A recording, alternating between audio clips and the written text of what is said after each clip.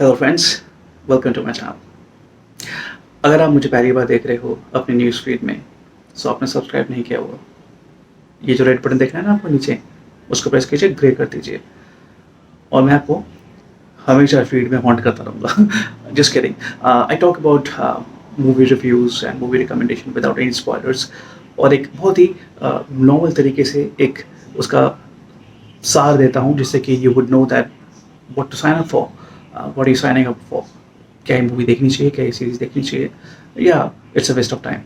सो आज हम बात करेंगे लेजेंड ऑफ हनुमान सीज़न 2 की।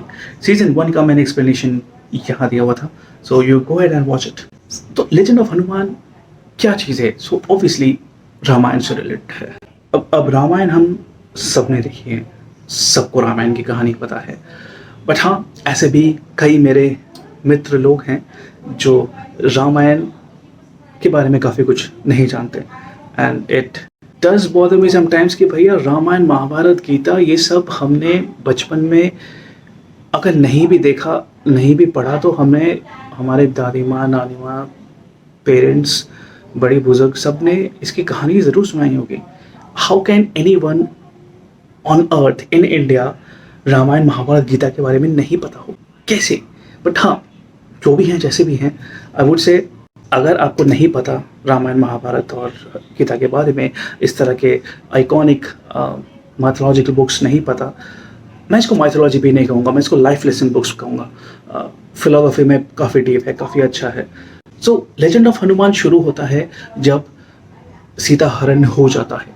सीता हरण हो गए, सीता का हरण हो गया है, रावण ने किया है, और किस तरह से सीता के खोज में राम निकले हैं, ये हमने सीज़न 1 में देखा हुआ है ऑलरेडी। फिर वो पहुंचते हैं एकदम सदर्न मोस्ट पॉइंट पे। उसके बाद ये जो एडम्स स्ट्रेट या राम सेतु है, उसका एक तरह से आविष्कार किया जाता है, उसकी नींव रखी जाती है। तो वहाँ से सीज़न 2 शुरू होता है। उसके पहले ऑब्वियसली हनुमान उड़ के श्रीलंका जाते हैं। श्रीलंका में क्या करते हैं, क्या नहीं करता, लेकिन से श्रीलंका, आई मीन लंका। तो वहाँ पे किस तरह से रावण उनको ग्रीट करते हैं, या रावण के जो सुपर डीमंस हैं वो ग्रीट करते हैं। अशोक वाटिका में किस तरह से हनुमान सीता से मिलते हैं, नहीं मिलते। Again I am not giving out spoilers, क्योंकि जो इस तरह की माइथोलॉजिकल या एपिक कहानियाँ हैं, उनमें स्पॉयलर्स क्या ही दो, आपको पता होना चाहिए। तो और जब आपको हल्का फुल्का इसके बारे में, स्टोरी के बारे में पता हो भी, तो आप ये क्यों देखोगे? आई वुड से एग्जीक्यूशन के लिए, किस तरह से सेम स्टोरी को एक डिफरेंट तरीके से नरेट किया जा रहा है, वो आप जरूर देखो। You are not disappointed when you would see legend of Hanuman. मैंने सीजन 1 में भी कहा था कि legend of Hanuman is good, it's made by Indian animators, और मेरे ख्याल से इंडियन एनिमेटर्स को प्रोत्साहन ज़रूर मिलना चाहिए, प्रमोट ज़रूर करना चाहिए। आप और मैं जैसे लोग ही इंडियन एनिमेटर्स को प्रमोट कर सकते हैं। इस सीरीज़ में डेफिनेटली एनिमेशन का लेवल बहुत अच्छा है।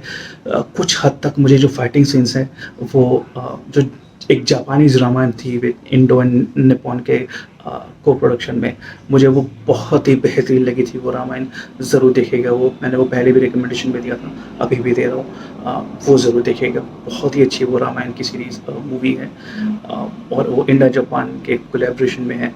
वहाँ पे जिस तरह के सो कॉल्ड एक्शन सीन्स थे, मुझे थोड़े बहुत उस मूवी के एक्शन सीन्स की याद आती है जब मैं ये लेजेंड ऑफ हनुमान देख रहा हूँ। यहाँ पे अगर मैं फ्लॉ नहीं बोलूँगा, यू कैन से कि मैं नेट बैक कर रहा हूँ। मुझे डायलॉग्स में थोड़ा बहुत स्कोप ऑफ इम्प्रूवमेंट लगा, क्योंकि हम बात कर रहे हैं पौराणिक कथा की। पौराणिक कथा में हम, और ये may be because I grown up in 90s, और मैंने ये जो रामायण, महाभारत के जो पौराणिक कथाएं सुनी हैं या देखी हैं टीवी पे, जो लैंग्वेज का यूज़ होता है, जो लैंग्वेज का चयन होता है, वो संस्कृत या एकदम शुद्ध हिंदी में बोली जाती है। तो वो लगता भी है कि एक रिस्पेक्ट सी आती है, आई डोंट नो, मुझे आती है रिस्पेक्ट सी, जब मैं संस्कृत में सुन रहा हूँ या जब मैं शुद्ध हिंदी में सुन रहा हूँ। पापा को पिताश्री बोलना, बड़े भाई को ज्येष्ठ बोलना, इस तरह की चीज़ें मुझे अच्छा लगता है सुनने में। एक लगता है कि हाँ, एक ज्ञानी इंसान बात कर रहा है, एक काफ़ी वाइज इंसान बात कर रहा है। यहाँ पे उस तरह का लैंग्वेज नहीं है। हो सकता है, again I am giving a benefit of doubt, कि शायद इनके जो टारगेट ऑडियंस है दे आर मिलेनियल्स, और they might not connect with those words. तो जैसे दे कुड हैव यूज्ड प्रवेश करना इंस्टेड ऑफ घुसना, प्रणाम इंस्टेड ऑफ नमस्ते, मित्र इंस्टेड ऑफ दोस्त, इस तरह की चीज़ें बोल सकते थे, इस तरह के वर्ड्स या शब्दों का चयन कर सकते थे। तो मुझे लगता है कि थोड़ा सा और एक नॉच बेटर होता। बट हाँ, ये मैं नेट पिक कर रहा हूँ, ऐसा कुछ नहीं है कि it kills down the fun और the kick part of it, the punch part of it in the series. Animation definitely बहुत अच्छा है, स्पेशली इसके कैमरा वर्क जो है एनिमेशन में, जो वो स्पिनिंग कैमरा वाला मूवमेंट आता है बहुत अच्छा है। एक्शन सीन्स अच्छा है, although action scenes relatively from season 1 season 2 में ज़्यादा है, बट यहाँ पे भी ये कहानी ख़त्म नहीं होती, क्योंकि अभी भी रामायण का जो एपिक वॉर है वो भी बाकी है। तो सीजन 3 में शायद वो वॉर शुरू होगा और तब हम रियली में एक्शन सीन्स देखेंगे। I am waiting for that also. But हाँ, अभी तक मुझे ऐसा इतना कुछ बुरा नहीं लगा ये, इनफैक्ट मुझे अच्छा लगा। खासतौर से जो वॉइस एक्टर्स हैं they are really good. Hanuman और बाकी जो अदर वॉइस एक्टर्स हैं they have played really good part. जो राम का वॉइस एक्टर है, he is already celebrity in voice acting department. इसकी पूरी नरेशन एक तरह से शरद केलकर की आवाज़ में करी गई है। एंड सीजन 2 में एक तरह से रावण का इंट्रोडक्शन होता है, and I like the way जिस तरह से रावण को यहाँ पे पोर्ट्रे किया गया है।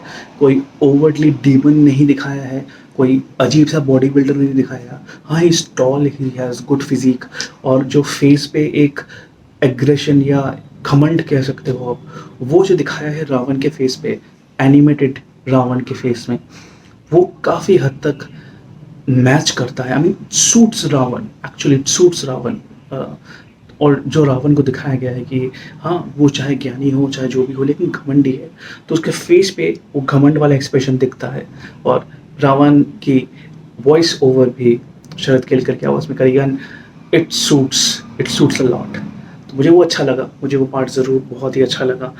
हनुमान का वॉइस ओवर भी बहुत ही अच्छा है। इस तरह से काफ़ी नामी गिरामी वॉइस आर्टिस्ट हैं इस सीरीज़ में, they are involve with it. मुझे ऑनेस्टली अच्छा लगा।